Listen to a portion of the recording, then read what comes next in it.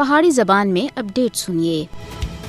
مقبوضہ جموں کشمیر وچ تعینات بھارتی فوجیاں دے ہتھوں وقتاً وقتاً ماورائے عدالت قتل اور جعلی مقابلہ دا سلسلہ جاری ہے۔ جعلی مقابلہ وچ ایک اور نوجوان تے راستی قتل دا واقعہ مقبوضہ جموں کشمیر دے بجباڑا علاقے وچ پیش آیا، جدھر سجاد احمد تانترے ساکنے کولگام کو بجباڑا وچ ایک مقام دے اتے لے جا کے ایک جعلی مقابلے وچ شہید کر کے دایا ہے۔ اس کے بعد وچ اپنے جرم دے اتے پردہ بانے دے واسطے شہید نوجوان کو مجاہد قرار دتا گیا۔ PDP سربراہ محبوبہ مفتی سن بھارتی فوجیاں دے ہتھوں بجباڑا وچ سجاد احمد تانترے کو جعلی مقابلے وچ شہید کیتے جانے کے بعد اپنے سخت رد عمل وچ انہاں سن آخیا کہ مقبوضہ جموں کشمیر وچ کوئی پرانی کہانی دہرائی جا رہی ہے اور کوئی بھی پوچھ پچھیت نہیں ہے۔ ماورائے عدالت قتل کرنے والوں کو کوئی پوچھنے والا آئے نہیں۔ مقبوضہ جموں کشمیر وچ تعینات بھارتی فوجی نقد انعامات اور ترقیاں دی لالچ وچ کشمیری نوجوانوں کو جعلی مقابلہ وچ لگاتار شہید کر رہے ہیں۔ بھارتی فوجی مقبوضہ جموں کشمیر وچ سخت قوانین دی آڑ وچ کشمیری عوام دا خون بہا رہے ہیں۔ کشمیری عوام کو ماورائے عدالت قتل کرنے کے بعد بھارتی فوجی اسلامی احکامات کے مطابق تدفین دے واسطے میتاں بھی انہاں دے گھر والوں دے حوالے نہیں کرتے، جدا کہ نہ صرف اسلامی اصولوں بلکہ